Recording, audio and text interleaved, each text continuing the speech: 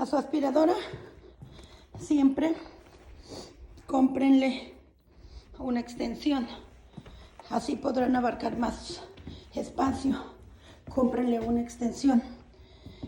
Ahora voy a enseñarles, voy a aspirar todo este tapete. Estos los voy a mover, voy a doblarlo para poder trapear abajo, en la parte de abajo, pero se tiene que trapear abajo. Y ahí está, ahorita les voy a enseñar cómo.